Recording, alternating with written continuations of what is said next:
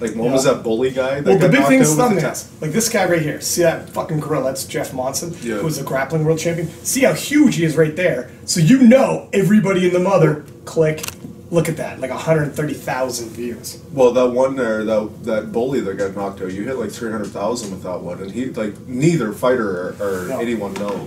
Yeah. That's a market that when we synergize all of our efforts. But it's funny you say thumbnails. My thumbnail, Powerlifting's thumbnail of Jack on that thing were pretty much the same. Gym Life just posted the video, and it was Jack standing off to the side. They're dumb. Take your time. Yeah. Take your time with the thumbnail. Always. Yeah. You're gonna post the video. Take another 2 seconds and do a thumbnail that's gonna fucking bring people in. So we'll talk about we should talk about that when this one's done. That'll be our close up today. It's Tee. Oh yeah, you wear your shirt, eh? Are you videoing? Yeah. Good. We can talk about it. We can talk about it. Hey guys, how do you like my shirt? Can you see me in there? Yeah. Looks tight. You want to zoom in on it because it's nice. Where's your shirt? Because it's really unprofessional that you don't wear yours. Is Metal now a sponsor? Yeah, totally. You're fatty. Come on, you're fatty. Good. My agent didn't drop mine off. That's right. That's right. It looks fucking dope, though, right? Yeah. Yeah. It's fucking makes you look like you're 5% less body fat. Yeah, it's nice. You got flip your tag there, love. Come on now, fix yourself up. Fix yourself up. Take your time. So this cat, let me just take a quick little look-see. If he hit us back. And you know what? If I could say, let me say something. What I like is when we have somebody on the show, not yet, and they repost. You know what I'm noticing? For anybody who's might be on the show, fucking when somebody reposts saying, "Hey, I was on the show," their views on the YouTube account will go way up. But when you don't, your core fans are the ones that want to hear about you. Yeah. They don't know. They don't. The views are way they're there. It's a decent amount of views, but it's not comparison to the people who repost. Yeah, I know, and I seen. TD was one of the big ones. TD was blasting it all over the place. TD blasted it, Marissa Inda. Yeah. Hers is like, she's popular anyway. She's got a big following. But she reposted it to her massive following. Now her massive following wants to hear about her. Yeah, man, you did an interview. Let's hear about it. What we also noticed, I noticed on hers, a lot of people commented on hers about the interview and what they saw and what they liked. Yeah. So one dude who said he was going to repost it but didn't, Dime Piece Ben Pollack. Told him, repost it. And he's like, I'll repost it this week. No repost. Now, I don't know for sure. I think it might have been because at the end, I said it, fuck him. Do you think that was it? Because let me just say something, Ben. 2 things, 2 parts. A, I said I'd have to be drunk. B, I'd fuck a lot of guys if I was drunk. Okay? You're not special because of that. You're a dime piece. He's nice. Hey, he's got a dime piece body, but I'd fuck a lot of guys if I was drunk. So, there's that. We may need to make this table a little bit bigger. Right. Right. It's always the dime pieces that, maybe they're used to the attention. Whoa. Where are we at? I hear you. I don't see you. There you go. Oh, there you go. What's up, guys? How you doing? So, well, right off the bat, so is your name, didn't you give yourself the nickname T, or is that your straight up name? No, I never. Well, people always ask me if I give myself a nickname, and I never really did because I'm Nigerian, so my full name is really tough to pronounce. So throughout my entire life living in the United States, everyone gave me a nickname. So over time, the stronger I got and the bigger I got, I sort of just came up with my own name. So people used to call me the Hawk when I was younger. Yeah. And my full name being Tolope. Yeah, so I wanted to be T, and my last name Popoola, I was just with a P, so I had T.P. Hulk, so it was like the nickname people used to call me when I was younger, and the name I give myself from my actual real legal name. So Yeah. I came up with TPO. But you might have heard me or seen me on Instagram use other names like Nigerian Nightmare because people used to call me that. I'm not sure if you're familiar with Christian Okoye. Yeah, so I used to get called that when I played football in high school.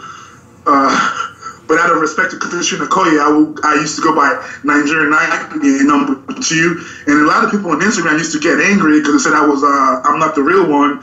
The real one was Christian Okoye, which I knew. I've met him before. But just out of respect to him, I would go by Nigerian Nightmare number 2. So I had a bunch of nicknames. Yeah. But I just went back to when I was going for the war record last year.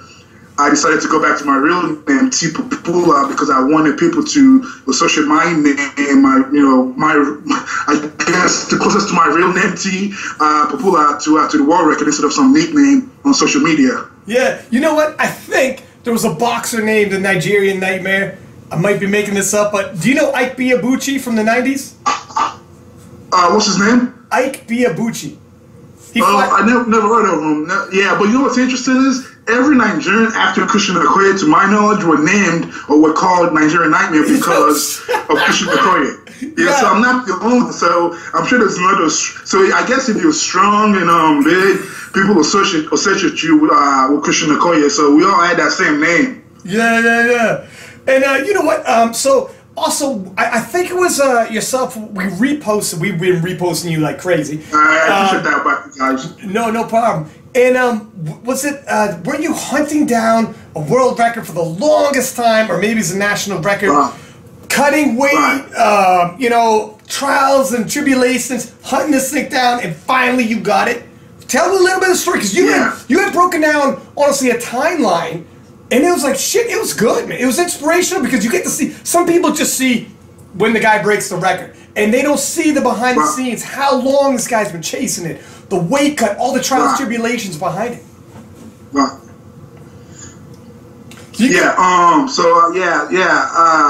I guess, everyone has a different path into doing big things. I've noticed on social media, some people, they just, nothing against them. They don't go through a lot of, trials and tribulation like you mentioned. Things just comes easy. But for me, I've always noticed, no matter what I do, I always have to take the hardest path. Like, right now I'm going back to school to do something else. So for the world record, it started back in 2014, probably on my third meet at the expo. I saw Dan Green broke that 242 record at the time. For whatever reason, I think everyone back then, because Dan Green, he's still an idol, but he was really very popular. He was huge in powerlifting back then, because he was one of the first to come out on the powerlifting platform, looking jacked. So, and me coming from a bodybuilding background, I was like, I want to be that. I want to be at 242 so I can do lean on stage and break a record. So, but little did I know it was going to take me 6 total meets in 2 years to do it. And like you said, so the biggest problem for me was my natural weight is in the 270s. So I should be competing in the 275. Holy smokes, man! So you cut that all in water, or because you're not a fat guy? No. Yeah, exactly. So, I don't know. I have a crazy mindset, I guess. So I've done bodybuilding shows cutting from 280s to about 228. That's my bodybuilding weight on stage. So I basically did this math calculation in my head. Well, I don't have to go to 228. I just have to be like 242-ish, and I should be able to. I should be all right. But as anyone who knows about powerlifting powerlifting on like bodybuilding, you actually have to perform on the platform. It's not just about cutting weight. Because you can look dope as shit on the platform. Exactly. You probably look amazing. But go on. Yeah. So believe it or not, so 5 months later, I had this crazy idea. I would do a bodybuilding show and a powerlifting meet in the same time span. So what I basically did was I started a bodybuilding prep to get ready on stage at my usual weight of about 225, 228, and I told myself when I get to 242, and I timed it right too. I was like, when I get to 242, I will do a powerlifting meet and try to go for the record. This is 5 months after seeing Dan Green in 2014. So long story short, I did make. This is Dan Green's record. This is back to in 2014. Dan on the 242 record, and I think it was at 2073, if I'm not mistaken. But what was interesting was that Dan Green broke the record after Larry Pacifico set it back in 1972, 73. So I mean, so the record was sitting there for like 30 years. So me being me, I mean, I had to do like a little research. So it really made me have a big appreciation for that record because, like I said, Larry Pacifico, probably arguably one of the top powerlifters of all time. So Dan Green broke it, in 2014. So I told myself I would like to be the second person to break it in recent years. So I did meet June. What was that? No, go ahead. Didn't say nothing. I'm sorry. So I did meet. So I did meet 5 months after Dan Green broke it. I made weight at 242 because I was cutting down for a bodybuilding show. But just like you would expect, because I was so depleted, it took me about 4 months to get from like 280 to 242. So I went like 3 for 9, pulled my pec, tore my bicep. Yeah. So, but then a month later, I went to do my bodybuilding show, and I won the overall. So for me, it was a win-win situation. I just have to go back on the drawing board and figure out how to do a powerlifting meet without having to cut for a bodybuilding show. So I took the rest of the year off in 2014, and in 2015, I decided to consult Chad Wesley Smith, who was still my coach, and I told him what my goals were.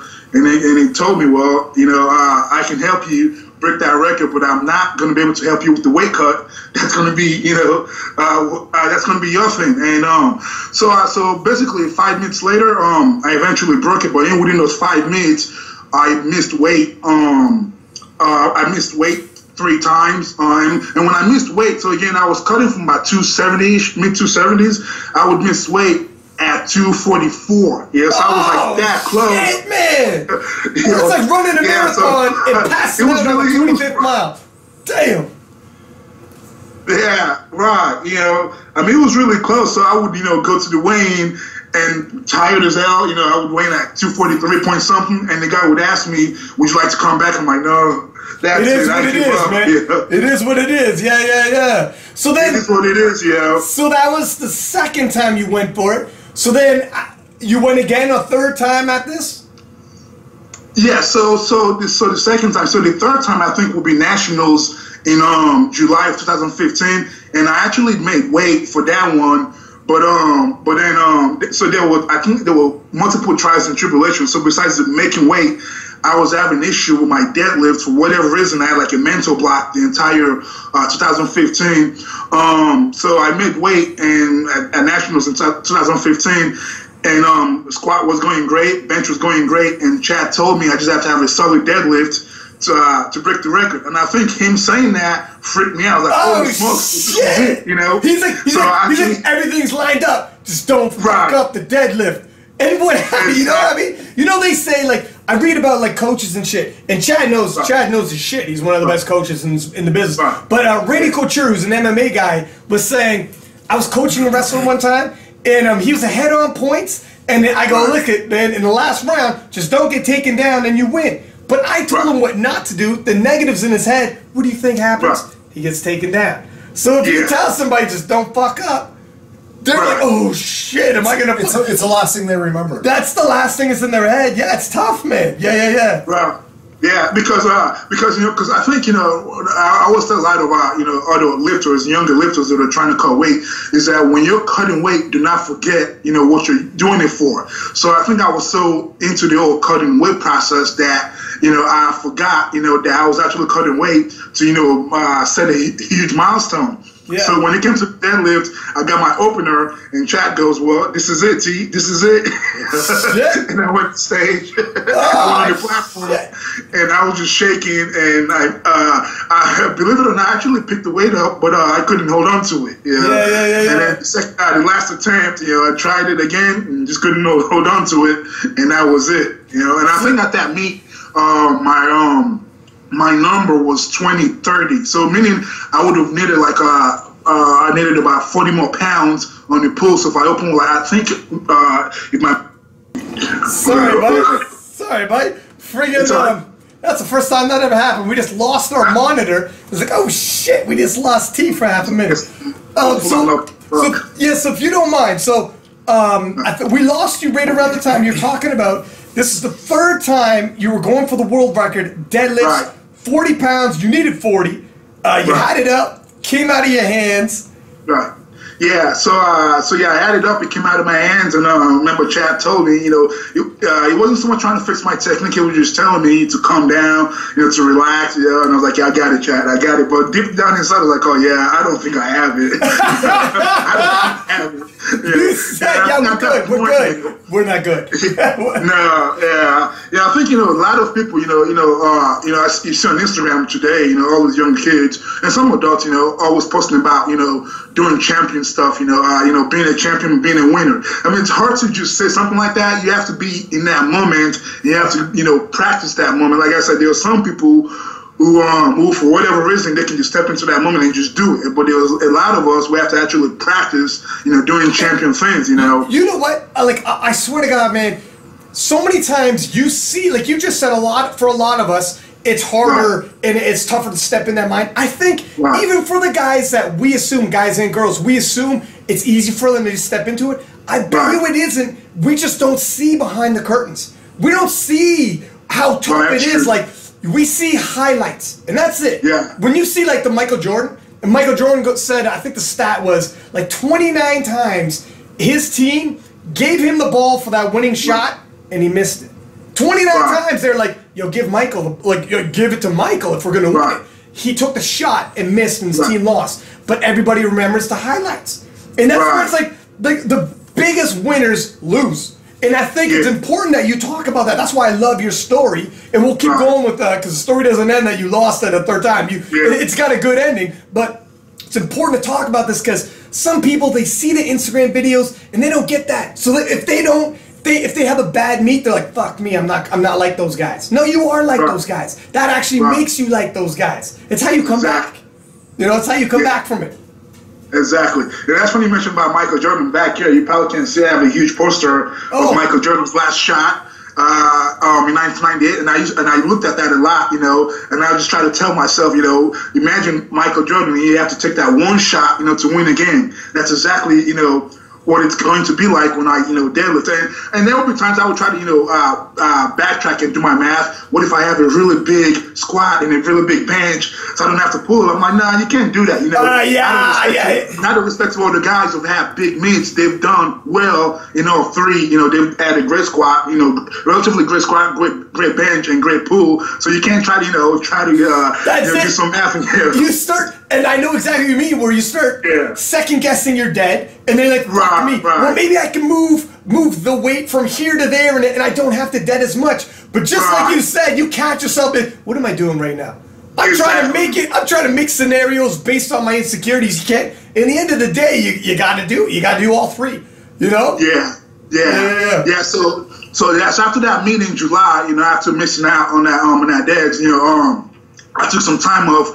I decided to start pursuing my academic goal of trying to get into med school. So I started taking classes. I wasn't sure yet at the time. I was just taking classes at the community college, like taking my basic anatomy just to see if I really wanted to do it, and it turned out to be that I wanted to. So I transferred to a bigger university. But then I think I saw Brandon Allen in 2016. This would be 2016 Expo. And he had like a really ridiculous number. He won like 9 for 9. It was amazing. Yeah. And that inspired me. And I contacted Chad. So this would be about 7 months after the July 2015 meeting. I contacted Chad. I'm like, hey, Chad, I'd like to go for that 242 record again. And that was like, buddy. Hey, this fucking record's only moving higher, man. Let's do this now. Right? Yeah. Let's do this now. And see, at the time, back in 2016, it was still Dan's record. So from 2014 till 2016, early last year, it was still Dan's record. No one was going for it, because at the time Kevin Oak was mainly focused on the 220 record in raps, and I think Larry Wheels was still hurt start, and Pierre Rubich was working towards it himself, Yeah. But so and again, I always tell younger guys as a competitor, you got to know who you're going against. I would always check out their Instagram page to see, because I know because I would do the calculation of your lifts, the squat, the bench, and the deadlift. I'm like, I know Kevin can get this number if he wants to, but right now I understand he's focused on the 220, so I have to make sure I try to beat him to it before he gets it and sets it really high. Start telling him, be like, Kevin, you look a little chubby at 240. You should say 220, man. Get in his head, be like, I just think your girl would like you better, and your whole life would be better, man. Like, keep him at 220. Yeah. I mean, there's a huge psychological part to competition. Like I say, social media makes everything look like it's all fun and games. I mean, it's a lot of mental, part of it. I mean, for the most part, I don't like to post stuff like that because I don't want people thinking I'm just that typical meathead. But I'm just as crazy as all the lifters when it comes to the competitive part of it. So I know what everyone else is doing. So around February, Charlie and I started training again. And we had the goal was to do another meet in May. So and to break the record again, So like the other meet, so this would be my fourth attempt. So like the other meet, I started out my weight cut from 270, and for this particular meet, I didn't make weight. I weighed in at 244. Oh shit! I can't 244. Yeah, I remember I went in to weigh in, and the guy looked at me and goes, "Holy smokes!" The guy's like, again. Yeah, and he was like, yeah, you're not gonna make weight, man. Like, just keep up. Oh, shit. Yeah, wow, I was gonna mess up, because sometimes they would they will tell you to go in the sauna, go spit it out or something. He just looked at me and he goes, "Yeah, you're way too dry. You're not even going to make it." Just really, he's like, "Dude, you look like you're gonna step on stage right now. You're dry as a bone. You're dialed in for a bodybuilding competition right now." Right? Literally. But in this meet, only since I didn't make weight, that was pretty much it. So I just had a regular meet, and then I told Chad, I have to go again. I know this isn't how the story ends. You know what I mean? Yeah, like, Chad, this is... I know, I've seen it. You played it so many times in your head. This isn't how the story ends. Yeah, exactly. So at this point in time, I was already deep into my school stuff. So now I'm trying to juggle school, and trying to juggle... talking med school. You're not talking like you're not taking fucking culinary school or some shit like that. This is med school. I mean, no offense to culinary arts, I'm taking some pretty tough science classes, so... yeah, man, this is legit. So, so that's one of the reasons why I appreciate it, Chad, because a lot of times, I'll be physically tired and my brain will be tired, so Chad would just tell me exactly what to do, because I really didn't want to go to the gym and have to figure stuff out, Yeah. And I noticed when I was doing stuff on my own for a little bit, when I was tired, I would take the easy way out. But but when Chad, will run my program, I know he works with Brandon Allen, Andy Wong, and other great lifters. So I was like, well, if they're doing what I'm doing, I have no excuse, to not do it, So after May, I told Chad I want to do another meet in June, like a month later. And guess what, Chad? We're going for that record again. Right? He's like, let me guess, T. You going for that record, right? He's like, let me guess. Yeah. So this is number 5. This is number 5. This is number 5, dude. So that's why I like about that. It lets his athletes be, lets them beat them, So I was like, well, I feel ready. I think I can do it, And he goes, yeah. Well, if you think you're ready, we'll try. We'll go for it. So I'm like, so this is 4 weeks after the meet in May. We just did a little, medium intensity training because most people don't understand. A lot of young guys again don't understand, and I assume you have a lot of younger followers. Yeah. It's really hard to pick for meets, in back-to-back months. I mean, it's hard to pick for meets multiple times a year. So I'm trying to, do 2 meets back-to-back, which is really a stupid idea, I was gonna say, like, that's hard. Like, what did you do in between to maintain? Because after a meet, I feel smoked. Like, I don't feel strong the week after at all. Yeah, so if you can imagine, if I was when I was speaking for the meet in May, my training intensity, went from 80-ish to somewhere in the high 90%. So, and there was no way I could just come back after that meet in May and try to peak again for the meet in June. So what Chad and I just did was just try to go by feel, and we just kind of keep my training intensity at about 80%. Nothing too heavy, nothing too light. But I remember a lot of times though it was really hard to do anything. But I just knew that one of my favorite week of meet prep is the week before, because I know that I get to take that week off for the most part. My favorite week is my week off. That's right. And what's interesting, so it's not really a week off, but that week is really the week I'm killing myself in the sauna and the steam room. But I know, I'm not going to be stressing my body in the weight room. But then it was, so the week of cutting weight came, in June, and I started the weight cut, and I was confident, like every other meet, that I was going to make it. And went to the weigh-in again, and I think let me backtrack. For this particular meet, I was doing the weight cut, and the morning of weigh-in, I was about 247. So for this one, I was way off. Shit, way man, off. not again. Yeah. Not again.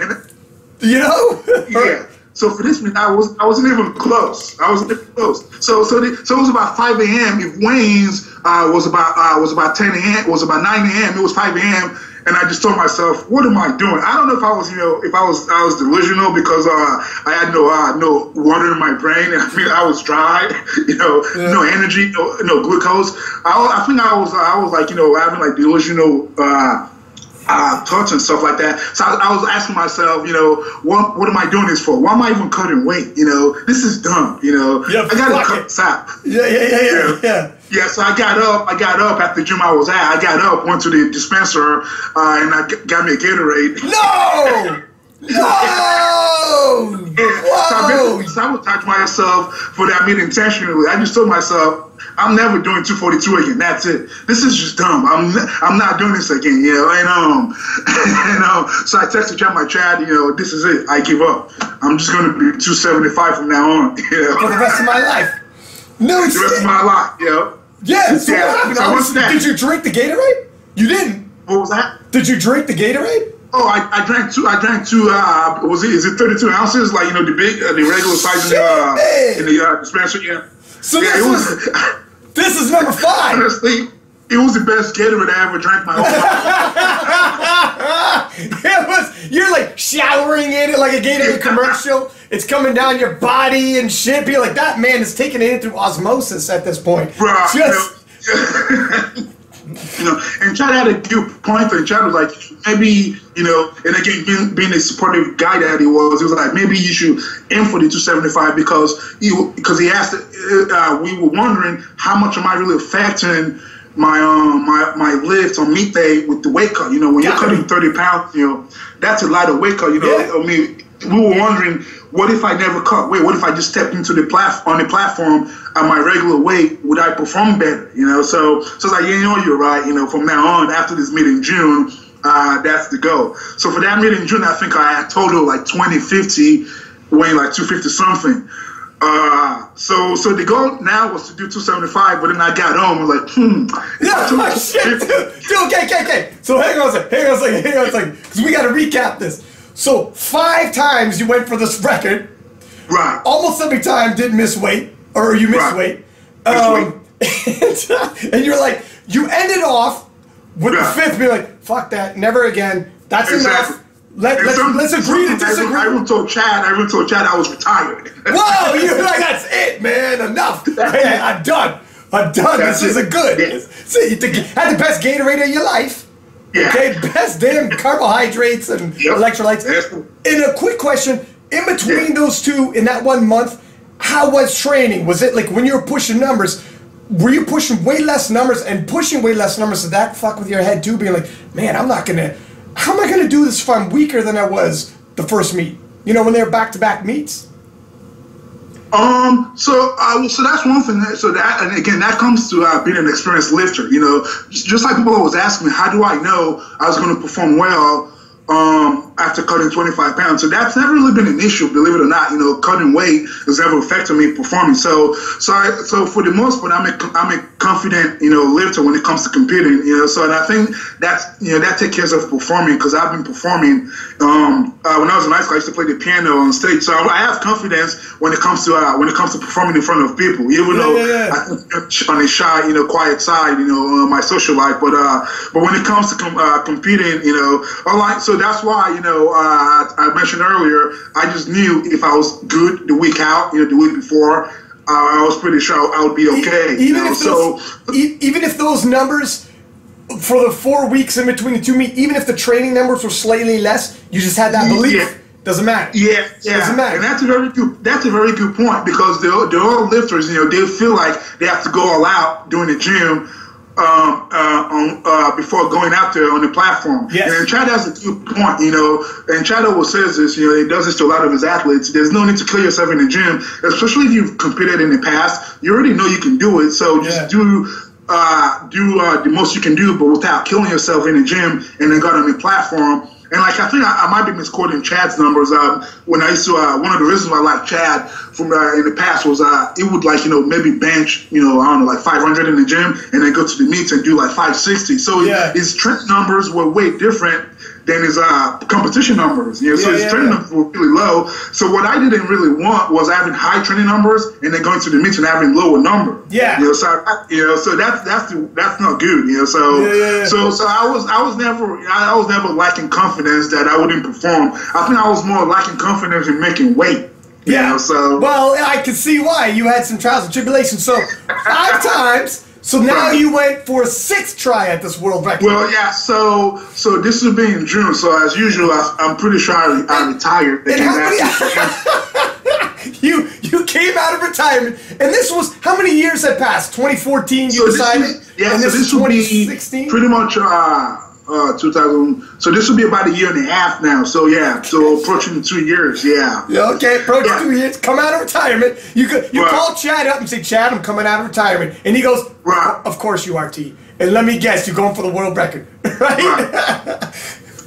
So in June, so mind you, so again, in 2014, Dan broke the record, and by June, no one else has broken the record. But in July, a month later, I went to nationals to watch my buddy Andy Wong, competed at nationals, and John Rivers was going for the 242 record. I wasn't really following John on Instagram, so I had no idea who he was. Slipped by you. Yeah. Literally, because I've been doing my research. I was mainly focusing on Pierre Rubish, Kevin, Larry Wills, and Kevin Nelk. That cat you didn't see. Right. I think he's a really young guy. So, but anyway, so he broke that record that at that meet. Yeah, I knew it was. It broke about 5 pounds. I want to say 2079. I was like, all right, it's all right. Yeah. Okay, I can do that. Yeah. It's still within range, but I got to really get to it. Yeah, so I checked my school schedule. So I started going back and if you really take competition seriously, and one thing I've always knew about competition is you cannot keep failing and expecting similar results. Excuse me, you cannot keep doing the same thing and keep failing and expecting the different results. I think that's what they call insanity. So I had to go back, and look at my my notes and to see what I was doing, not doing wrong, but what I could do differently. So I noticed most of the times when I was doing my mitts, I was doing my mitts when I had school. So I would basically, go to work in the morning, go to class after work, and then I would go into the sauna cutting weight. And I might have a test or a quiz the next day. So point is, so I was really taxing a lot of systems in my body. So I told myself I should probably pick a meet where I have a week off in school, so I would just have to focus on work and cutting weight, instead of cutting weight, school, and everything else. So and I find it. So it turns out to be on Labor Day in September. There was a meet, at Grace's gym in San Diego. And I had about a week and a half off from school, and also it was a Labor Day weekend, so I had a day off from work, so it was perfect. Hey, and then you broke up with your girlfriend to just eat some more time.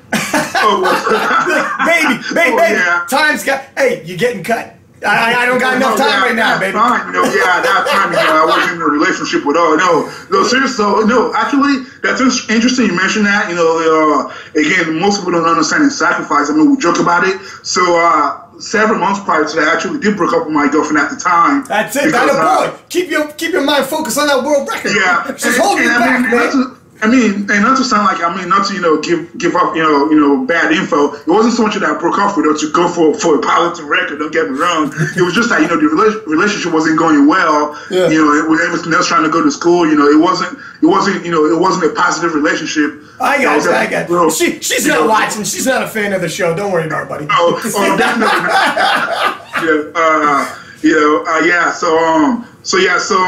And actually around that same time that I met my current girlfriend, and I told her about my situation, and she told me, you have to, not be in a relationship, and focus on, going to school, and more importantly, focus on breaking that record. Because she told you that?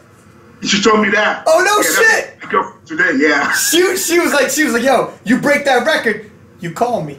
Yeah. She's like, you call me, champ. All my friends tease her about that. Yeah, you started dating T because that's right, man. Hey, you probably got a couple offers after that. Yeah, but I really did appreciate that advice you gave me, though, because that was basically what happened. Because like I said, a lot of young dudes, you want it all. You want to have a girlfriend, you want to break records, you want to do it. You can't do it all, But if you do find someone that will, understand what you're trying to do, So yes, point is though. So Chad and I set that meet for September on Labor Day weekend, but again, I didn't realize there were other people going for the record. So I'm sure you know Herb. You guys are posting stuff all the time. Herb. Yeah. Herbie. Oh yeah, Herbie. Yeah, for sure. Yeah, Herb. Yeah. So I think at Dan's Meet, which is his home gym, Busted the Buses in August. Herbie, this is actually interesting. So Larry Wheels actually broke the record that day. I believe 2088, and then Herbie came right after Larry Wheels on the deadlift and broke the record at 2092. So right in front of you, and dude, Herbie's the guy's a gorilla. That guy's a beast. Yeah, he's a beast. He's a seriously intimidatingly massive man. Seems nice as hell. Like every time we reply, I've talked to him. Yeah, we've talked before. He's a really cool dude. But actually, Larry Wheels is a freaking beast himself. Oh yeah, I mean he's 22 now. But I mean he's definitely making his case to be one of the best lifters of all time. Yeah. So he and I think like I said, I knew Larry Wheels had the potential because when he was 19, he had like a 1940 total. So I knew he had the potential. It was just a matter of him being healthy, and he finally got healthy. So he broke the record at 2088, and like I said, the next attempt on the deadlift, Herbie came on the platform. This is the same record you've been chasing. You watched it get broke, then you watch it get broke again. Now it's your turn. Yeah. Yes, I'm like, and it's deadlifts, the lift that you had previously mentally couldn't happen, and you're like, fuck me, see, this is a Netflix movie, man. Sixth time at it, broke in front of you again, and it comes down to a deadlift, one that mentally you're like, fuck me, not the deadlift, but here we go. So the stage is set, all or nothing, sixth time at it, and what happened? Yeah, so my meet was 2 weeks after Busted the Buses. So it didn't phase me. I was like, well, because my goal at the time was to get about 2085 because that was the original record that John Rivers set. So that was the broken John Rivers record in July. But now it was 2092. So I just told myself, well, I just got to go for 2100. 2 weeks after Herbie set that record, and but I told myself, well, if I can average 2100 total, I have to make weight. Yeah. So you can't forget about that. So anyways, I drew out the strategies like I mentioned earlier. I sort of, went through my list from the past to see why I wasn't making weight. So in the past, when I would do my weight cut, I was doing the typical cut of just, starting my weight cut 1 week out. So I told myself, well, maybe this time let me prolong it because everyone does it differently. My approach is fairly simple. So I would cut my carbs, and eventually taper down my water and spend a lot of time in the sauna. Yeah. But all that cutting your carbs and cutting water really, at least on me, really taxes my system. So I told myself I would just do it separately. So week one, which would be 2 weeks out, I cut my carbs first, still drinking regular water, you know, so I was ready to depleted. Because when you cut your carbs, the first few days of going into ketosis is really hard. You know, your body. You cut carbs entirely? Glucose. You cut carbs entirely? Entirely, Holy So now, I mean, again, to give proper information, I didn't just cut my carbs entirely, but I replaced it with fat. So it was basically a ketogenic diet just to, because I figured, so I did a little, you know, I'm like, I got the brain, let me do some science, you know. Yeah, so, that's right, you're a med so, student. Yeah. you know, so I figured, you know, unlike other lifters, I have more muscle mass, and muscle stores glycogen, carbs, you know, so I knew I could probably lose a lot of weight from cutting carbs properly. So, because I kind of came up with this idea, or came up with this conclusion that I probably wasn't cutting all my carbs out within a week due to my size. So maybe if I go, you know, a longer period of time, I might be able to, you know, cut most of it out. So, excuse me, when I say cut my carbs, I mean get rid of my carbs in my muscle, my glycogen storage. So 2 weeks out, I started my my carb depletion, and by the end of the week, I'd already dropped 10 pounds without cutting my water or spending a second in the sun. Yes, so you know, like this might work out. So 1 week out, instead of being 272, I was about 260. So instead of, you know, trying to cut 28 pounds, I only had, you know, about 18 pounds to go. So I'm doing the math, I'm like, okay, this might work out, you know. And so 1 week out, you know, started my water manipulation, and then I started my sauna session about 4 days out, which is what I always do. And I think, as usual, it's always, I mean, when you have a plan, it's easy when you write it out, when you think about it. And with this plan, in my head, it's going to work out, since instead of cutting 28, I just have to cut 18 pounds. But right about 3 pounds, which is always my toughest phase, you know, always coming in at 244, 245. I had about 3 pounds to go, you know, that same delusion started coming in. I'm like, oh, nah, not this time. I'm going to, I mean, not literally kill myself, but I will die in this place. People would know that at least I gave it my all, you know, so. Well, yeah, nobody's going to talk shit like, yo, he died, man, so you can't really say he took the easy route, you know? Yeah, I mean, you know, there were times I would just lie on the floor in a gym locker room. People were like, oh, you okay? I'm like, yeah, I'm fine, man, just leave me alone, you know? Yes, just leave me, man. You don't understand. You know? So I woke up the day of weighing at 244. I was like, oh, holy smokes, yeah. Because usually on the day of weighing, I woke up at 247, and I would try my best to come down by dropping 5 pounds. So waking up at 244, I was like, well, I just have about 1.5 pounds to go, 1.5 pounds to go, and went in the sun in the steam room, dropped at 1.5. And I was like, well, this is this. I texted Chad. I'm like, Chad, I think this might be it. Finally happened. It might finally happen. And I remember someone told me after the meet was all over. After it was all over, he told me he saw me on the day of weighing, walking into the gym where the weighing was being taken, and he was like, he didn't think I was a competitor. He didn't know who I was. He was like, yeah, you look like you were about to die. How would he see you not think you're a competitor, dude? You look I know. Shit. Well, but I guess because he said I was so lethargic, you know, I was like a zombie. So, yeah. Who's that dude? There was no way. Who's that dude who needs medical attention? Pretty much. Who brought the zombie, the jacked up zombie with him? Yeah. Yeah, he was like, there was no way I was going for the record, because I was just completely, you know, out of it, you know. But you know, went back, you know, did my rehydration, you know, feeding protocol. So by the end of the day of weighing, I was already back to like 262. So I gained most of my weight back. Yeah. That's crazy. Yeah, and mind you, for this meet, so this is just to give people a relative distance of where this meet was at. I live in Los Angeles County. This meet was in San Diego County, so it's about 3 hours, you know, 2 hour, 3 hour drive. I was afraid to tell my friends who I train with, and I'm sure you know a lot of them, like Adam Oaksmash. You know, I didn't want to push him to come to the meet, because especially him, he's come to most of my meet and he's seen me fail. So I didn't want to have to try. You're like, not this time. Not this. Not this time. Let me. You'll hear about it after the fact, right? Yeah, exactly. Yeah. So none of my friends, or none of my lifting friends, you know, none of them showed up. You know, so even Chad, I told Chad, I told Chad, you don't have to show up either. You know, so I was just going. You're like, hey, it's the 6th time, man. Chad's exhausted. He's like, T, I can't do it again, baby. I can't do it, man. I'm sure it was probably like that. Just didn't tell me, like, yeah, because this dumbass again. No shit. So you're like, this is it. This is like that boxing movie, The Fighter, with Mark Wahlberg. How he kept trying, and he's like, the last one. He's like, this is it, man. Whatever. It has to happen right now.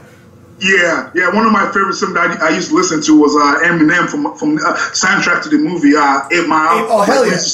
Lose yourself in the moment. So I had all this, motivational stuff, But so no one that I knew came to that meet. So it was just me, and it actually worked out well, So I just went there, I'm just gonna try to have a great meet. And at the time too, school was getting serious. So I'm like, at this point for me, I never know when my last meet will be because I'm not sure what's going to happen with my academic stuff. So I have to, to go to the meet and do the most I can do. And if I break the record, great, So it was just a regular day, and I started with the squats as usual. I was just warming up on the squats. I'm like, feeling pretty good today. This might be it. This might be it. This might be it. Warmed up on the squat, and so the magic number was 2093.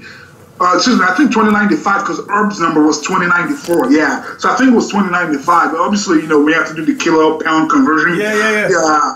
So I think I did it by 2095. Yeah, so the goal was to have about 800 squat, bench about 540, and so that would have been 1340, and that would mean I needed like 760, 750 pull, which I hadn't got in years. So it wasn't something small for me, No, and that's the one. I needed 750. That's the one that previously you were worried about. I was worried about, So I did it, man. So 800 squat, 540 bench, and about 750 pull. So started on the squat, I ended up finishing up with 793. So I'm like, well, that puts me 7 pounds beyond my goal. Okay. And then came to the bench. I got 535. So I was about 12, 15 pounds. I'm like, still not bad, It's not bad. Okay. It's like it's setting up a good story. It's setting up a good story, right? Yeah, exactly. So I remember, I'll never forget, I had to post on Instagram, and I posted, about just to update all my friends and my fans and where I was at. And I did the math. I needed 766 pounds to break the record. So I remember I posted that. A little more than you wanted, but okay. Exactly. Yeah. So just for point of reference, if this is 2016, the most I had pulled was, I want to say 755 back in 2013. Oh, damn. Yeah. So it's been a while since I pulled that heavy. But then it was Chad, texting me, goes, you got it, T. T, finish it. Bring it home, T, for God's sake. It was just a simple line, actually. So Chad is very, he's a very knowledgeable guy, but when he motivates his athletes, he's very simple. But that simple words, though, just gets you. He just goes, let me say exactly. Oh, yeah, he just goes, just relax, and go through your techniques. That's all he said, just relax. And because he always tells me not to be so pumped up, don't kill yourself over the moment, just kind of relax and understand what you have to do on the platform. Yeah. Let that movement overwhelm you. So he just told me to relax, and all my other friends go, come on, T, you got it, this is it, Yeah, and I just told myself, this is it. I just got to, I just have to, do what I've been failing at over the past 2 years. So believe it or not, during that whole training cycle from May till September for 2016, Chad had my deadlift training to be, I want to say, the training percentage was about, maybe max was about 80%, because his goal was just to get repetitions in so I can make my deadlift natural. So when stress comes into play, it would have been an issue, because one of the problems I would have, was when it would program it to go a little bit higher. When I fail, I would beat myself up mentally. I was like, screw this, man. I'm sick of this crap. I would always get angry. Don't fail in the gym, right? Don't fail in the gym. Easy. Where I wouldn't fail, but it would build up my confidence overall. But even though, I like the idea, but at the same time, like, holy smokes, I haven't pulled. So that year in 2017, the most I pulled was like 715. I'm like, I have to pull 766. So I just kept going through my technique in my head, just kept, imagining what 766, would feel like. So I started warming up, and I was like, oh, maybe I'm feeling pretty solid. I think I got this. It's gonna happen, And mind you, it was a small meet, and most of people knew who I was, but they didn't really know what I was going for because I didn't broadcast what I was going for. No, 6 time out, you're keeping this shit to yourself, right? You're like, all right, I don't need the pressure. Right. I mean, like all the guys who knew about the record. I mean, they send me comments on social media to motivate me, but most people didn't know. So but anyway, so I opened with 7:15, and on the second attempt, I was like, I'm just gonna go for it.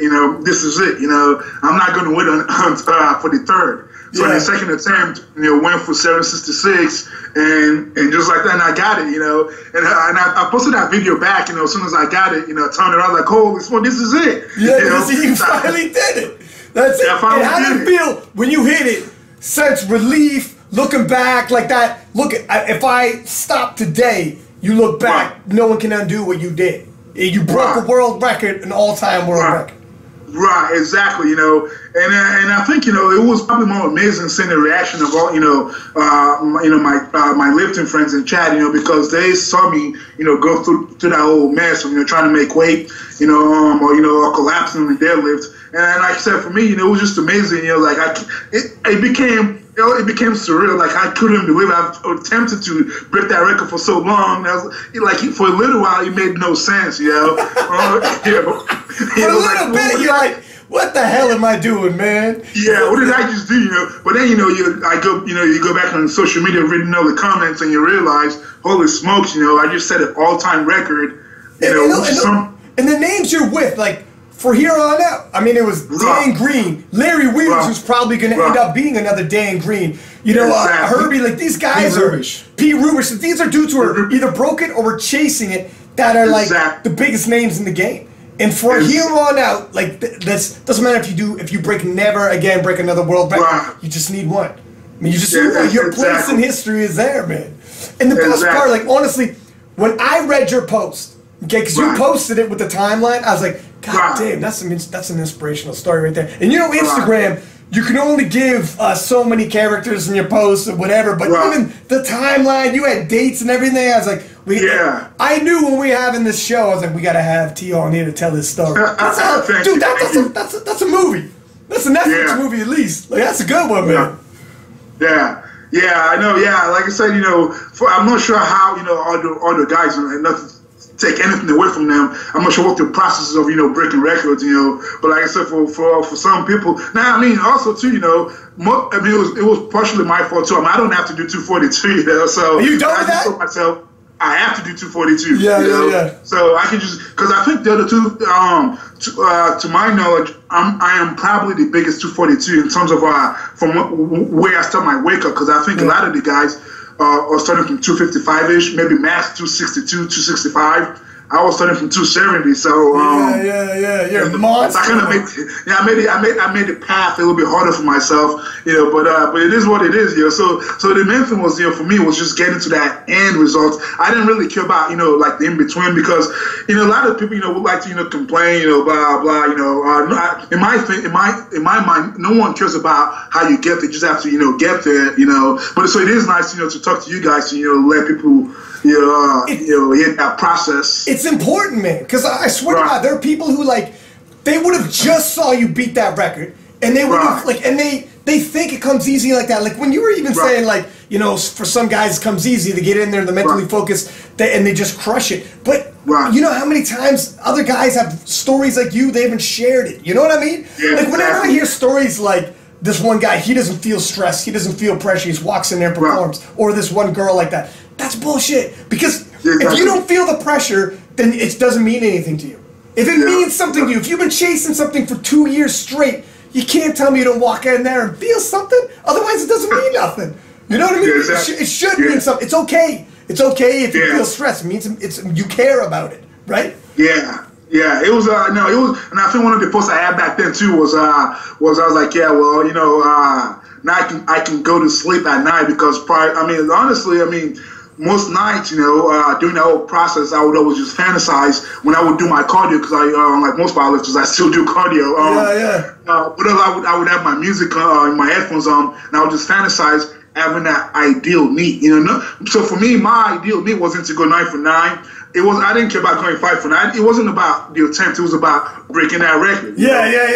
So while I'm doing my cardio, I would bust out my calculator, just play with the calculator, playing with numbers. Dude, I know. We've all been there. Yeah, you're like, how do I get to here? What do I have to do? And So I remember I had this person. I was like, well, now, I can go to sleep, and I'll be, more than happy to see Kevin Oak, Larry Wills, whoever wants to break it, because that's pretty much it for me, I'm done. It's it. It's yours, man. It's yours. Yeah, it's yours, So I just want to, and believe it or not, mentally, it was a major relief, I just felt free, I went to the gym the next week, I just had a smile on my face, I had no idea what I wanted to do powerlifting-wise after that, because for 2 years I basically set my mindset to go for this record, and after that, I was like, so what do I do now? Yeah, what's up now? So are you still cutting to 242 now? Oh yeah, so actually, like I said, I went through this time period of a couple of months of not knowing what to do, because my goal was just to break the record. So I had no idea what I wanted to do. So now, after I think taking a lot of break, partially due to injuries, now my new goals, I have like individual goals now. Because, like I mentioned earlier, because of my bigger goals of trying to go to med school.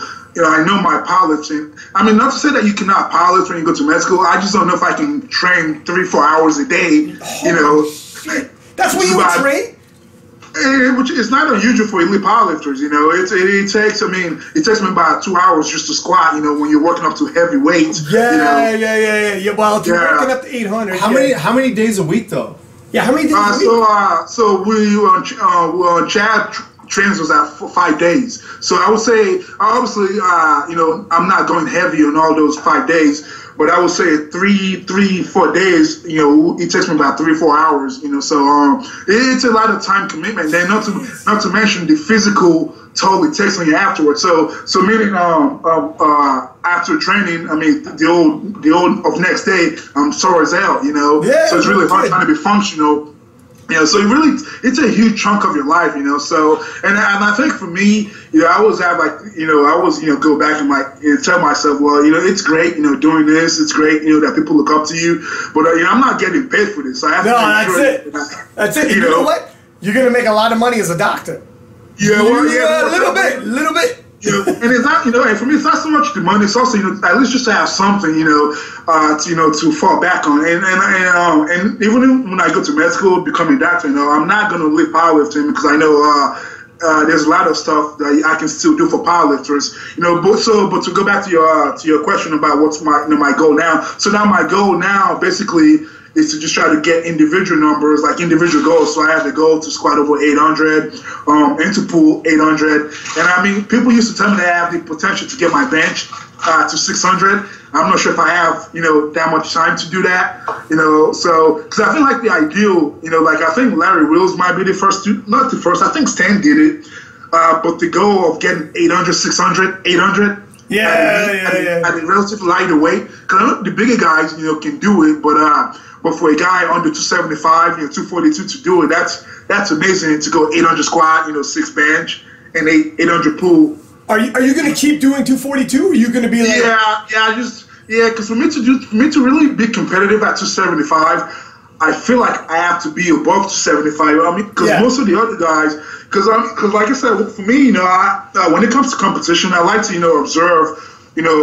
Just out of respect to the guys I'm going against, so all the top 275, so like Andy 1, he's over 275. He's not, weighing 270 and competing at 275. Yeah. The only guy, that stays in that weight class of 275 is Dennis Cornelius.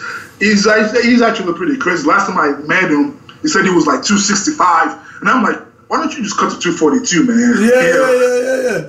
That's how I think, He's IPF, right? He's IPF lifter. But he sometimes crosses over to USPA too. Because I've competed against him, So for me, though, so I think, just to be competitive, I feel like I would always be 242 unless if I can get my body weight over 275, which I've tried, but it's not pleasant because I get this crazy back pain. So it's not natural for me, Well, I mean, if you were just chasing individual numbers and you're like, I don't care what it looks like against other people, it'd be easier to hit those numbers you want. If you're just like, look at, I've been competitive, I've been the best in the world of all time at one point. Right. This is just for me. Then you don't even care where you fall with the other 275ers, right? Well, so my brain doesn't work like that. If that happens, now I'm going to come back and ask myself, what if I had weight 242? My girlfriend is making fun of me over here.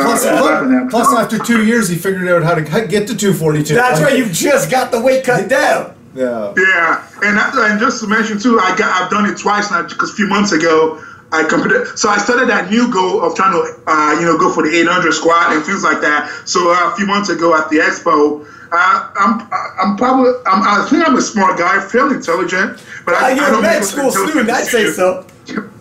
So a few months ago, I tried going for the 800 squat at 242.